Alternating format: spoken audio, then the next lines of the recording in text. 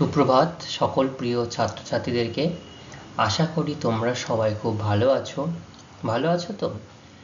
বেশ কয়েকদিন পর তোমাদের সঙ্গে আমার আবার ক্লাস নিতে এসে গিয়ে দেখা হলো। তো তোমরা সবাই আশা করি ভালো আছো। আমরা ভূগোল বিষয় সম্পর্কে আলোচনা করছিলাম। আমি তোমাদের ভূগোল বিষয়ের শিক্ষক মানস স্যার, তাই না? আমরা কি অধ্যায় সম্পর্কে আলোচনা করছিলাম কার কার মনে আছে দেখি? আশা করি সবার একটু মনে আছে।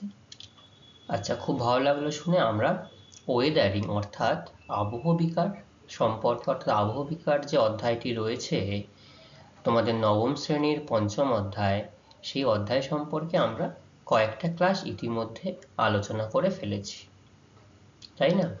আচ্ছা, লাস্ট অংশে আমরা কি আলোচনা করেছিলাম? লাস্ট অংশে আমরা আলোচনা করেছিলাম যে পুঞ্জিত ক্ষয়। এই পুঞ্জিত ক্ষয় সম্পর্কে আমরা একটু জেনেছি যে পুঞ্জিত ক্ষয় কাকে বলা হয়, পুঞ্জিত ক্ষয়ের কি কি প্রকার রয়েছে, পুঞ্জিত ক্ষয়কে কি কি নির্দিষ্ট ভাবে শ্রেণীবিভাগ করা হয়ে থাকে, এই পুঞ্জিত ক্ষয়ের ফলাফল কি। হ্যাঁ, আরো একটা, আচ্ছা খুব ভালো, তোমার বন্ধু বলেছে যে পুঞ্জিত ক্ষয়কে কেন ক্ষয়ীভবন বলা হয় না সে সম্পর্কেও আমরা আলোচনা করেছি। খুব ভালো।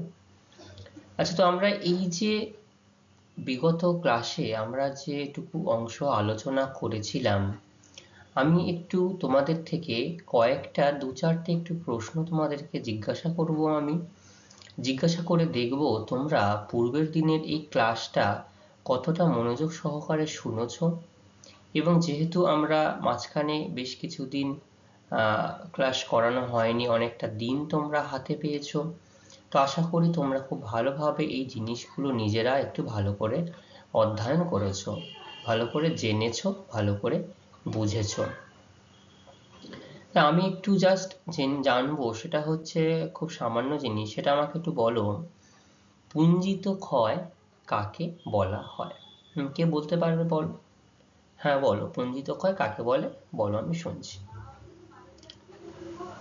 আচ্ছা, হ্যাঁ একদম ঠিক বলেছে তোমাদের বন্ধু। আমি আরেকবার একটু বলে দিই তোমাদের সবার সুবিধার্থে। সেটা হচ্ছে যে প্রক্রিয়ায় আবহবিকার প্রাপ্ত পদার্থ সমূহ একসঙ্গে কি করে, ভূমিঢাল অনুসারে, তাই তো? অর্থাৎ ভূমির ঢাল কোন দিকে থাকে? ভূমির ঢাল আমরা জানি ওপর থেকে নিচের দিকে, এবং সবকিছু আমরা দেখি ওপর থেকে নিচের দিকে প্রবাহিত হয়। কেন প্রবাহিত হয় বলো তো? একদম ঠিক, অভিকর্ষজ বলের দ্বারা বা বলের টানে, তাই না? তো অভিকর্ষজ বলের টানে যখন এই যে ক্ষয়জাত পদার্থগুলো অতি ধীর গতিতে বা অত্যন্ত দ্রুত গতিতে যখন নিচের দিকে নেমে আসে, তাকে কি বলা হয়? তাকে পুঞ্জিত ক্ষয় বলা হয়। দেখো তোমাদের সবার আশা করি মনে পড়েছে, সবাই আরেকবার করে জানতে পারলে। ঠিক বললাম তো? আচ্ছা, খুব ভালো। তাহলে এই যে পুঞ্জিত ক্ষয়, তার সংজ্ঞা যখন আমরা আলোচনা করলাম, তো এর সঙ্গে সঙ্গে আমরা আরো একটা জিনিস জিজ্ঞাসা করতে পারি, সেটা হচ্ছে পুঞ্জিত ক্ষয়ের বৈশিষ্ট্য। তো দেখো, আমরা কোনো বিষয়ের সম্পর্কে যখন আমরা তার সংজ্ঞা অর্থাৎ কাকে বলে যখন এটা আমরা পড়ি, তখন সেই সম্পর্কে কিন্তু একটা বিস্তারিত ধারণা আমরা পেয়ে যাই। তো যদি বৈশিষ্ট্য জিজ্ঞাসা করা হয়, তো আমরা কিন্তু এখান থেকে খুব সহজেই বৈশিষ্ট্যগুলো আলোচনা বা বিস্তারিতভাবে আমরা বলতে পারি। সেগুলো কি কি বা কি কি সেগুলো আমরা বলতে পারি, সেটা আমরা এতক্ষণ বললাম যে ভূমির ঢাল অনুসারে ওপর থেকে নিচের দিকে এই ক্ষয়জাত পদার্থগুলো নেমে আসে। তাহলে এটা একটা কারণ, তাই না? তাহলে ভূমির ঢাল অনুসারে উপরিস্তর থেকে নিচের দিকে ক্ষয়জাত পদার্থগুলো দ্রুত হারে বা ধীর গতিতে নিচের দিকে নামতে থাকে বা নেমে আসে, এটা একটা গেল। এবং এই যে উপর দিক থেকে নিচের দিকে নেমে আসছে, এটাকে কোন শক্তির দ্বারা কার্যকরী হয়? খুব ভালো বলেছো, অভিকর্ষজ শক্তির দ্বারা। তো এখানে এই ক্ষয়জাত পদার্থগুলো নেমে আসার জন্য প্রধান মাধ্যম তাহলে কি দাঁড়ালো? প্রধান মাধ্যম হচ্ছে অভিকর্ষজ শক্তি বা মাধ্যাকর্ষণ বল। এই অভিকর্ষজ শক্তি হচ্ছে প্রধান মাধ্যম। কিন্তু অনেক সময় দেখা যায় যে জলের উপস্থিতিতে উপর থেকে নিচের দিকে ক্ষয়জাত কিছু পদার্থ নেমে আসে, কিন্তু এখানে আমরা জলকে এই প্রধান মাধ্যম হিসাবে কিন্তু ধরবো না। প্রধান মাধ্যম হিসাবে আমরা এখানে ধরবো বা আলোচনা করব সেটা হচ্ছে অভিকর্ষজ বল বা অভিকর্ষজ শক্তিকে।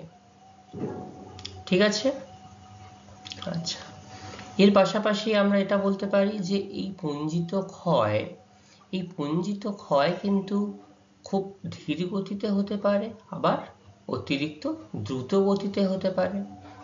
যেটা তোমরা নিজেদের তোমরা যখন সংজ্ঞা বলেছিলে, অর্থাৎ পুঞ্জিত ক্ষয় কাকে বলে বলেছিলে, তোমরা নিজেরাই আলোচনা করেছো এটা, তাই না? আচ্ছা, আর কি বলতে পারি আমরা এটা? তো সমতল বা সমভূমি অঞ্চলে নিশ্চয়ই উচ্চতার পার্থক্য লক্ষ্য করা যায় না, যায় কি? যায় না। তাহলে উচ্চতার পার্থক্য আমরা কোথায় লক্ষ্য করতে পারি? উচ্চতার পার্থক্য আমরা লক্ষ্য করতে পারি হচ্ছে উচ্চ পার্বত্য অঞ্চলে বা পাহাড়ি অঞ্চলে।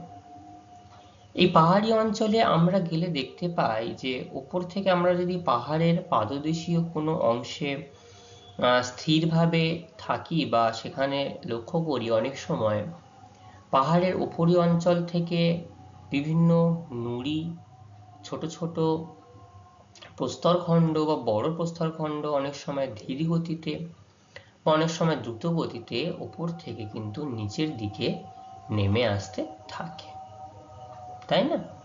এবং আমরা বিভিন্ন সময় যখন, বিশেষ করে তোমরা যদি পার্বত্য অঞ্চলে কোথাও ঘুরতে যাও, আমাদের এখানে পার্বত্য অঞ্চল বলতে আমরা মূলত দার্জিলিং এবং তার পার্শ্ববর্তী রাজ্য গ্যাংটক বা সিকিম, এই নামগুলোই জানি। অর্থাৎ জলপাইগুড়ি দিয়ে আমাদের এই দিকে যেতে হয়, তো তখন আমরা প্রায়শ শুনে থাকি যে পার্বত্য অঞ্চলে ধস নামার জন্য রাস্তা কিন্তু বন্ধ হয়ে গেছে, কারণ এগুলো ধস প্রবণ এলাকা। এটা কিন্তু পুঞ্জিত ক্ষয়ের জন্য হয়ে থাকে। তাহলে আমরা পূর্বের দিনে এই পুঞ্জিত ক্ষয় সম্পর্কে বিস্তারিতভাবে আলোচনা করেছি। আজকে আমরা এই পুঞ্জিত ক্ষয়ের পরে আমাদের পাঠ্যপুস্তক অনুযায়ী পরবর্তী যে অংশ, সেই অংশ আমরা আলোচনা করব। তো দেখো, এই পুঞ্জিত ক্ষয় যদি কোনো একটা অংশ থেকে তার উপরি স্তরটা সম্পূর্ণভাবে নিচের দিকে নেমে আসে বা সেই জায়গা থেকে অপসারিত হয়ে যায়, সেই জায়গাটায় কি প্রভাব লক্ষ্য করা যাবে বলো তো? বলো। সেই জায়গাটার ভেতরের দিকের যে স্তর রয়েছে, সেই স্তরটা বাইরে বেরিয়ে আসবে, তাই তো? অর্থাৎ যদি আমরা একদম সাধারণ একটা কিছু বলি, যে কোনো অংশের বা যে কোনো, যদি আমরা গাছের ছালের কথা বলি, গাছের ছালকে যদি আমরা গাছের কাণ্ড থেকে আলাদা করে দিই, তাহলে ভেতরের অংশটা লক্ষ্য করা যাবে। তাহলে কি হবে? নগ্নি হচ্ছে, নগ্ন হয়ে যাচ্ছে জিনিসটা। তাহলে এই যে ভেতরের স্তর যখন উন্মুক্ত অবস্থায় পরিবেশে লক্ষ্য করা যাচ্ছে বা আমরা লক্ষ্য করতে পারছি, সেই অবস্থাটাকে আমরা একটা বিশেষ নাম দিয়েছি। তাকে বলা হচ্ছে নগ্নি ভবন বা ডেনুডেশন, নগ্নি ভবন। ঠিক আছে? এইরকম ভাবে কিন্তু আমরা এই নগ্নি ভবন বা ডেনুডেশন সম্পর্কে বিস্তারিত বলতে পারি বা আলোচনা করতে পারি।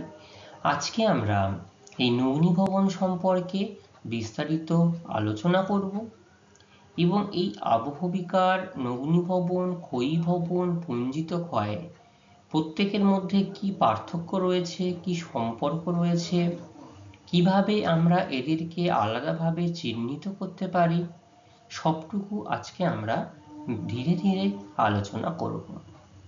তো আলোচনা শুরু করবার আগে সবাইকে আমি একটু মনোযোগ সহকারে শুনতে বলবো, অনুরোধ করব। এবং কারো যদি কোথাও কোনো বুঝতে অসুবিধা হয়, সমস্যার সৃষ্টি হয়, তাহলে আমাকে কিন্তু নির্দিষ্ট অংশে জিজ্ঞাসা করবে, রেসপন্স করবে যে এই নির্দিষ্ট জায়গাতে স্যার আমি বুঝতে পারছি না বা বুঝতে পারিনি। তাহলে কিন্তু আমি আরো একবার করে তোমাদেরকে সেটা জানিয়ে দেব, বলে দেব এবং বুঝিয়ে দেব। ঠিক আছে? তো চলো আমরা আজকের যে মূল আলোচনা, সে আলোচনা আমরা এবার শুরু করি। তাহলে এই যে পঞ্চম অধ্যায় আবহ বিকাশ, আজকের পাঠ্যসূচি আমরা নগ্নি ভবন সম্পর্কে আলোচনা করব, সেটাই আমি এখানটাতে উল্লেখ করেছি। ঠিক আছে? আচ্ছা, এই অংশ আলোচনা করতে করতে আমরা কিন্তু অনেক গুরুত্বপূর্ণ কিছু তথ্য, গুরুত্বপূর্ণ কিছু প্রশ্ন আমরা এখানে আলোচনা করে থাকি। তোমরা পূর্বের ক্লাসগুলো দেখেছো। তো সেই জন্য আমি সবাইকে বলবো, সবাই একটু খাতা পেন নিয়ে রেডি থাকবে। যদি আমরা কোনো গুরুত্বপূর্ণ তথ্য বা প্রশ্ন করি, তোমরা সেইগুলো কিন্তু খাতায় লিখে নেবে, তোমাদের পরবর্তীকালে এই পাঠ্য অংশটি পড়তে সুবিধা হয়। ঠিক আছে? তো যেটা আমি বলছিলাম যে ক্ষয়ী ভবনের পরেই নগ্নি ভবন।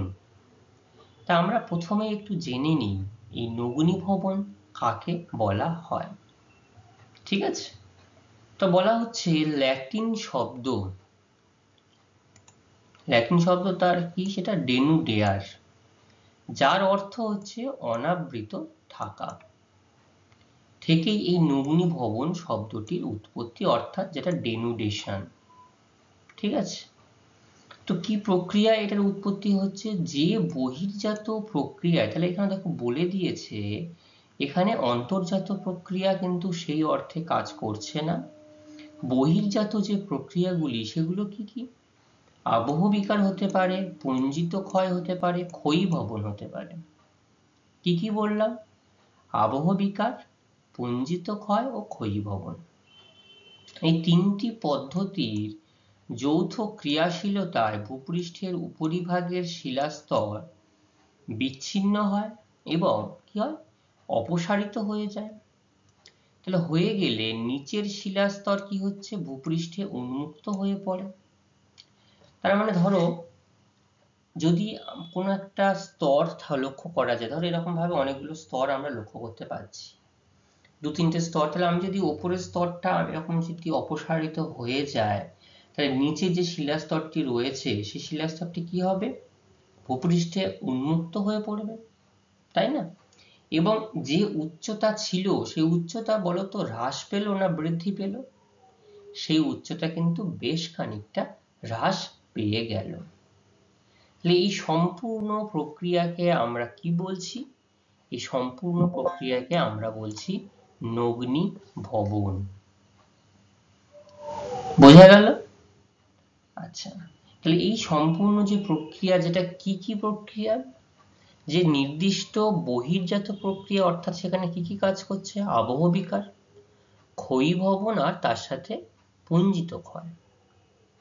এই তিনটির যৌথ প্রক্রিয়ায় ভূপৃষ্ঠের উপরের শিলাস্তর যখন বিচ্ছিন্ন হবে, অপসারিত হয়ে অন্য জায়গায় চলে যাবে এবং নিচের শিলাস্তর কি হবে, উন্মুক্ত হয়ে পড়বে।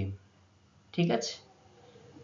তখন এই সম্পূর্ণ পদ্ধতিটিকে আমরা নগ্নি ভবন বলতে পারি। দেখো এই যে বৃষ্টিপাত হয়েছে, অর্থাৎ এটা একটা কিন্তু কারণ, পুঞ্জিত স্খলন এটা একটা কারণ হওয়ার ফলে এই যে উপরিস্তর থেকে পদার্থ নিচের দিকে অপসারিত হয়ে যাচ্ছে এবং ভেতরে থাকা স্তরটা কিন্তু বাইরে তখন বেরিয়ে পড়ছে বা বেরিয়ে যাচ্ছে। এই সম্পূর্ণ প্রক্রিয়াকে আমরা বলছি নগ্নি ভবন। তো নগ্নি ভবন সমান সমান আমরা কি বলছি, যে তিনটি পদ্ধতি আলোচনা করেছিলাম, সেগুলো কি কি? এক নম্বর হচ্ছে আবহ বিকার, পুঞ্জিত ক্ষয় আর হচ্ছে ক্ষয়ী ভবন। এই তিনটি প্রক্রিয়ার ফলেই এই নগ্নি ভবনটি হয়। তাই তিনটি প্রক্রিয়ার কার্যকারিতা একসঙ্গে যদি আমরা বলি, সেটা হচ্ছে নগ্নি ভবন আমরা বলতে পারি। আর এই নগ্নি ভবনের ফলে কি হয়, ভূপৃষ্ঠের উচ্চতা বা ভূমির উচ্চতা কি হয়, ক্রমশ হ্রাস পেয়ে যায়। সেই জন্য দেখো অবরোহণ প্রক্রিয়ার সম্মিলিত ফল হলো নগ্নি ভবন। অর্থাৎ অবরোহণ কি, যে প্রক্রিয়ায় ভূপৃষ্ঠের বা ভূমির কোনো স্তর বিভিন্ন মানে জলবায়ুগত বিভিন্ন পর্যায় বা আবহাওয়ার বিভিন্ন পর্যায়ের ফলে যখন তার স্তর নিচের দিকে নেমে যায় তাকে আমরা নগ্নীভবন বলি। তাই অবরোহণ ও নগ্নীভবন প্রক্রিয়াকে একসঙ্গে সমার্থক বলা হয়। ঠিক আছে, তাহলে এইরকম ভাবে আমরা অবরোহণ এবং নগ্নীভবনকে আমরা আলাদাভাবে বলতে পারি যে কোনটা অবরোহণ এবং কোনটা নগ্নীভবন, কারণ অববাহিকার এই অবরোহণ এবং নগ্নীভবন পরস্পরের সঙ্গে কিন্তু সম্পর্ক যুক্ত। ঠিক আছে, তাহলে এইটুকু অংশ তোমরা সবাই বুঝতে পেরেছো আশা করি। আচ্ছা, খুব ভালো। এরপরে আমরা যেটা আলোচনা করব সেটা হচ্ছে নগ্নীভবনের নিয়ন্ত্রক। কি নগ্নীভবনের নিয়ন্ত্রক কোনগুলো, অর্থাৎ কাদের ওপর ভিত্তি করে এই নগ্নীভবনটা তার কার্যকারিতা লক্ষ্য করা যায় বা তার গতি আমরা লক্ষ্য করতে পারি। 1 নম্বর হচ্ছে শিলার প্রকৃতি। তো শিলার প্রকৃতি যখন আমরা বলবো তখন আমাদের এখানে কি মাথায় আসে? তখন এখানে মাথায় আসে যে শিলা নরম প্রকৃতির না শিলা শক্ত প্রকৃতির। তা শিলা নরম প্রকৃতির হলে কি হবে? দ্রুত হারে ক্ষয়প্রাপ্ত হবে। আর কঠিন শিলা হলে অনেক ধীরে ধীরে ক্ষয়প্রাপ্ত হবে। আচ্ছা, এরপর রয়েছে ভূমির উচ্চতা। তো ভূমির উচ্চতা থাকলে কি হবে? যে ভূমি বা যে অংশের উচ্চতা যত বেশি হবে সেই অংশের নগ্নীভবন অনেক সময় দ্রুত গতিতে হতে পারে, আবার ধীর গতিতে হতে পারে। অর্থাৎ সেই উচ্চতা সমতল উচ্চতায় আসতে গেলে তার কিন্তু অনেকটাই সময় লেগে যাবে। এবং এই যে শিলার প্রকৃতি এবং ভূমির উচ্চতা, এগুলো তখনই কার্যকরী ভূমিকা পালন করবে বা যখনই কার্যকরী হবে যখন এগুলোর উপরে সম্মিলিত হবে জলবায়ু বিশেষভাবে তার কার্যকরী কাজ করবে। কারণ জলবায়ু যদি সঠিকভাবে না এই জিনিসগুলোর উপরে কার্যকারী না হয় তাহলে কিন্তু শিলার প্রকৃতি বা ভূমির উচ্চতা এরকম ভাবে কিন্তু নগ্নীভবন হবে না। ঠিক আছে, তাহলে যে তিনটি নিয়ন্ত্রক আমরা বললাম কি কি, সেটা শিলার প্রকৃতি, ভূমির উচ্চতা আর জলবায়ুর উপর নির্ভর করে। তো কিভাবে কাজ করছে দেখো। শিলা নরম ও ভঙ্গুর যদি বেশি হয়, নরম হতে পারে, ভঙ্গুর হতে, ভূমির উচ্চতা বেশি এবং বৃষ্টিপাত বেশি হলে নগ্নীভবন মাত্রা বৃদ্ধি পাবে। তা দেখো প্রত্যেকটা জিনিসই কিন্তু একে অপরের সঙ্গে সম্পর্কিত। দেখো শিলা নরম ভঙ্গুর হচ্ছে, বৃষ্টিপাত, ভূমির উচ্চতা বেশি রয়েছে, এই নগ্নীভবনের মাত্রা দেখো বেশি পরিমাণে হচ্ছে। নগ্নীভবন হার উষ্ণ ও মরু অঞ্চলের নিম্নভূমিতে সবচেয়ে কম। নগ্নীভবন সবচেয়ে কম কোথায় হয়? উষ্ণ এবং মরু অঞ্চল। এটা কিন্তু আমরা প্রশ্নে শর্ট প্রশ্নে দেখাতে পারি বা শর্ট প্রশ্নে জিজ্ঞাসা করতে পারি যে উষ্ণ এবং মরু অঞ্চলে যে নিম্নভূমি রয়েছে সেই নিম্নভূমিতে এই নগ্নীভবনের হার কিন্তু সবচেয়ে কম। উষ্ণ এবং আর্দ্র ও শীতল হিমবাহ অধ্যুষিত পার্বত্য অঞ্চলে সবচেয়ে বেশি হয়। যেখানে উষ্ণতা থাকবে, আর্দ্রতা থাকবে, শীতল হিমবাহ অধ্যুষিত অঞ্চল থাকবে, সেখানে কিন্তু এই পাহাড়ের বা এই অংশ বা নগ্নীভবনের মাত্রা কিন্তু অনেক বেশি পরিমাণে হয়। তাহলে কি বললাম আমরা, কোথায় নগ্নীভবন সবচেয়ে কম হয়? উষ্ণ মরু অঞ্চলে।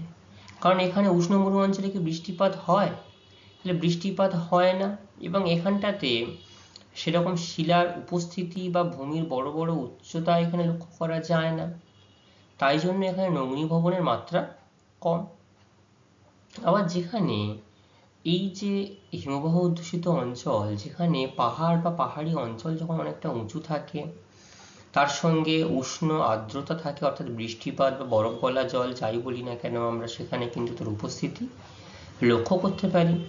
ঠিক আছে, তাহলে সেই জন্য এই অঞ্চলে এই নগ্নীভবনের মাত্রা সবচেয়ে বেশি হবে। তাহলে মনে থাকবে কোন অঞ্চলে নগ্নীভবনের মাত্রা বেশি? হিমবাহ অধ্যুষিত পার্বত্য অঞ্চলে। কোথায় কম? উষ্ণ মরু অঞ্চলে। ঠিক আছে? আচ্ছা, এইখানে এবার আমরা জানবো যে আমরা তো অনেকগুলো জিনিস সম্পর্কে আলোচনা করছি, যে আবহবিকার, ক্ষয়ীভবন, নগ্নীভবন। এই আবহবিকার, ক্ষয়ীভবন, নগ্নীভবন, দেখো প্রত্যেকটা জিনিসই কিন্তু আমাদের কাছে মনে হচ্ছে একই। কেন একই মনে হচ্ছে?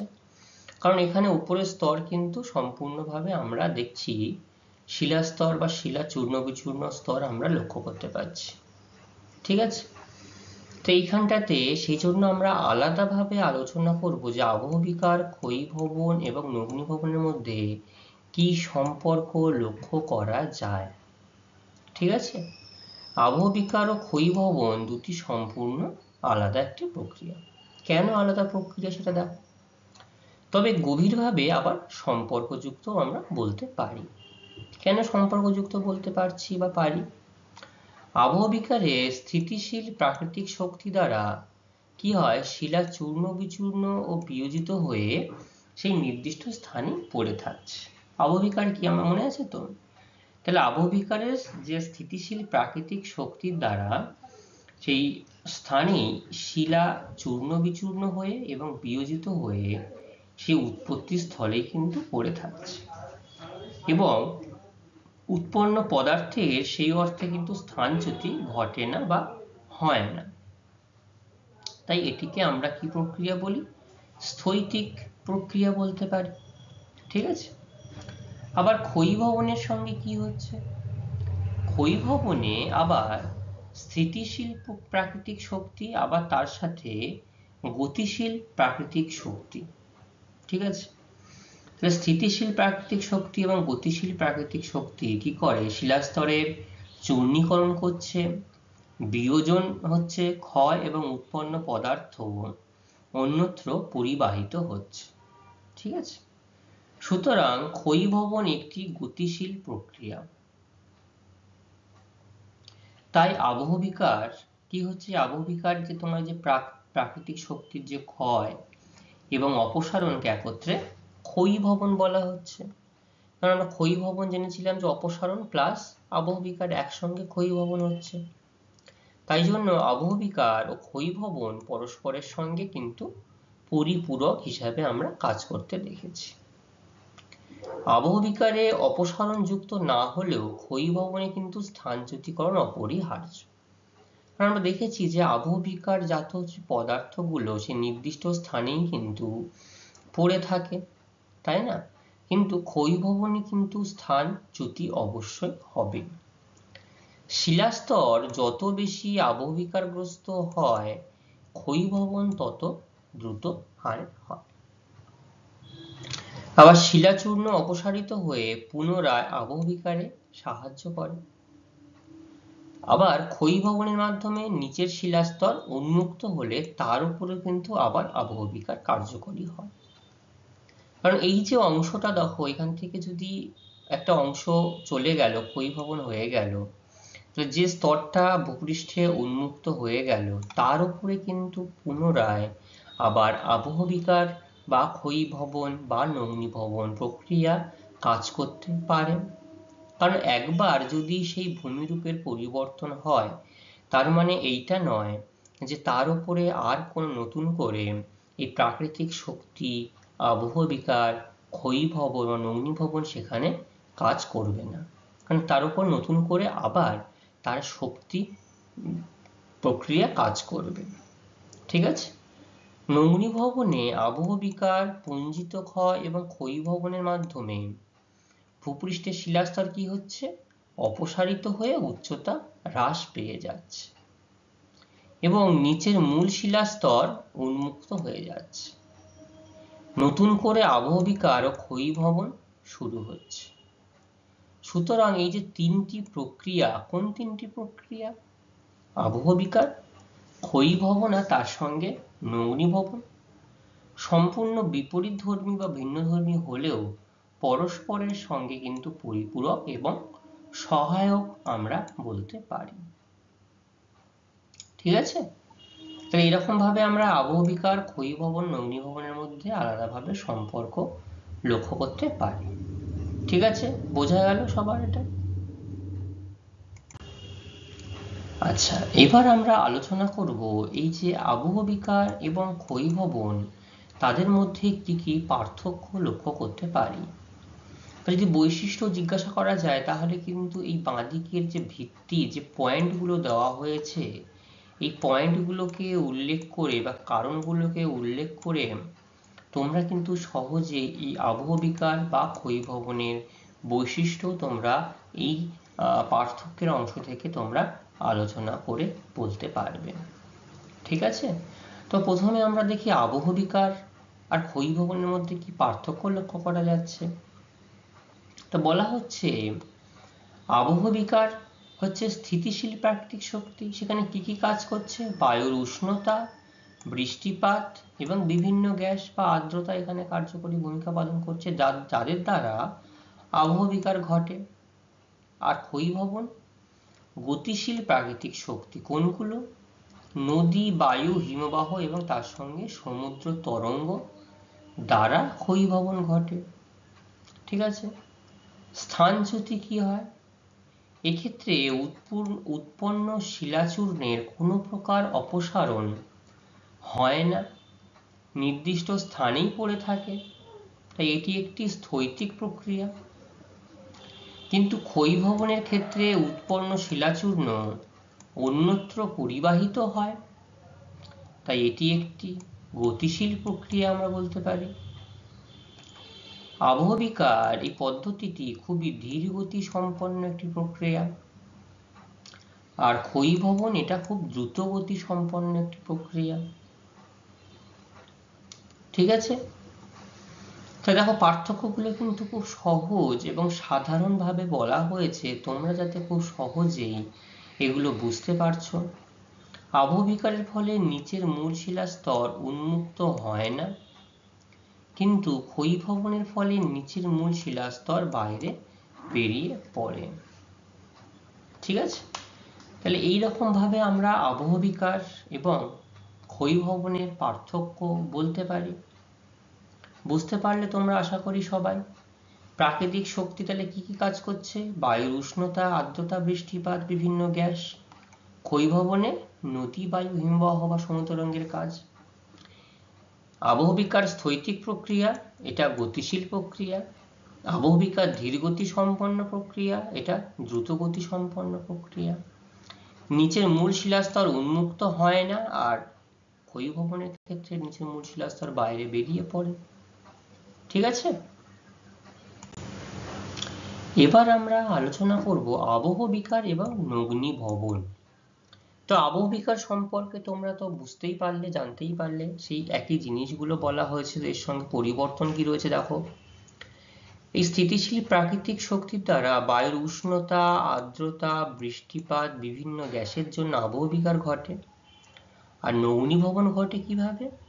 আবহবিকার, ক্ষয়ীভবন, পুঞ্জিত ক্ষয়, সম্মিলিত প্রভাবে নগ্নীভবন ঘটে। যেটা আমরা আলোচনা করছিলাম, বা নগ্নীভবন সমান সমান আবহবিকার প্লাস ক্ষয়ীভবন প্লাস পুঞ্জিত ক্ষয়, সম্মিলিত কার্যের ফলস্বরূপ কিন্তু এই নগ্নীভবন প্রক্রিয়া হয়। আচ্ছা, স্থানচ্যুতি, এক্ষেত্রে উৎপন্ন শিলাচূর্ণের কোনো প্রকার অপসারণ হয় না, তাই এটি একটি স্থৈতিক প্রক্রিয়া, তাই অপসারণ হচ্ছে না। আর এটা নগ্নীভবনের ক্ষেত্রে উৎপন্ন শিলাচূর্ণ অন্যত্র পরিবাহিত হয়ে যাচ্ছে, তাই এটি একটি গতিশীল প্রক্রিয়া। উচ্চতা, আবহবিকারের ক্ষেত্রে ভূমির কোণ বা এর ক্ষেত্রে তখন উচ্চতার পরিবর্তন লক্ষ্য করা যায় না, কিন্তু নগ্নীভবনে কিন্তু ভূমির উচ্চতা হ্রাস পায়। আমরা সংজ্ঞা যখন আলোচনা করছিলাম তখন আমরা বলছিলাম অবরোহণ প্রক্রিয়ার সাথেই নগ্নীভবন প্রক্রিয়া কিন্তু বেশ সম্পর্কযুক্ত। কারণ অবরোহণ প্রক্রিয়ায় যেমন ভূমির উচ্চতা ধীরে ধীরে হ্রাস পায়, নগ্নীভবন প্রক্রিয়াও কিন্তু এই ভূমির উচ্চতা ধীরে ধীরে হ্রাস পেতে থাকে, তাই তো? আচ্ছা, আবার দেখো একই কথা, এই প্রক্রিয়ার ফলে নিচের মূল শিলাস্তর উন্মুক্ত হয় না, আর নগ্নীভবনের ফলে নিচের মূল শিলাস্তর বাইরে বেরিয়ে পড়ে। নগ্নীভবন মানেই তো নিচে উপরের শিলাস্তর বাইরে বেরিয়ে যাবে, নিচের শিলাস্তরটা উন্মুক্ত হয়ে আমাদের পরিবেশে বা ভূপৃষ্ঠে আমরা দেখতে পাবো, এবং তার উপরেই আবার নতুন করে আবহবিকার, পুঞ্জিত ক্ষয় বা ক্ষয়ীভবন এবং নতুন করে তার কার্যকরী ভূমিকা পালন করতে থাকে। তাহলে প্রথমে আমরা আলোচনা করলাম আবহবিকার এবং ক্ষয়ীভবনের মধ্যে পার্থক্য। এখন আলোচনা করলাম আবহবিকার ও নগ্নীভবনের মধ্যে পার্থক্য। পরবর্তী যে পার্থক্যটি রয়েছে সেটি হচ্ছে আবহবিকারের সাথে পুঞ্জিত ক্ষয়ের পার্থক্য। তো দেখো, আবহবিকারের ক্ষেত্রে একই জিনিসগুলো এখানে নতুন করে তার কোনো পরিবর্তন হচ্ছে না। তো সেখানে কি কি? বায়ুর উষ্ণতা, আর্দ্রতা, বৃষ্টিপাত, বিভিন্ন গ্যাস দ্বারা আবহবিকার ঘটে। আর পুঞ্জিত ক্ষয় কিসের দ্বারা ঘটে বলো? পুঞ্জিত ক্ষয় পৃথিবীর অভিকর্ষজ বলের দ্বারা, বা অভিকর্ষজ বলই যখন প্রধান ভূমিকা পালন করে, সেটাই কিন্তু এই পুঞ্জিত ক্ষয়ের প্রধান নিয়ন্ত্রক হিসাবে কাজ করে। এখানে জলের একটা মাত্রা লক্ষ্য করা যায়, কিন্তু জলকে পুঞ্জিত ক্ষয়ের মাধ্যম হিসাবে ধরা হয় না বা হবে না। ঠিক আছে, স্থানচ্যুতি কি রয়েছে? এক্ষেত্রে উৎপন্ন শিলাচূর্ণের কোনো প্রকার অপসারণ হয় না, এটি স্থৈতিক প্রক্রিয়া। তাহলে আবহবিকার যদি স্থৈতিক প্রক্রিয়া হয়, পুঞ্জিত ক্ষয়, কারণ উৎপন্ন শিলাচূর্ণগুলো অন্যত্র অপসারিত হতে দেখা যায়, এটি একটি গতিশীল প্রক্রিয়া। আবহবিকারে ভূমিঢালের কোনো কার্যকরী ভূমিকা নেই, কারণ আবহবিকারের ক্ষেত্রে ভূমির ঢাল যাই হোক না কেন, সেটা যদি সমভূমিতেও হয়, পাহাড়ি অঞ্চলে হয়, সে তার কার্যকরী ভূমিকা পালন করতে পারে। আলাদাভাবে ভূমিঢালের কোনো লক্ষ্য করা যায় না।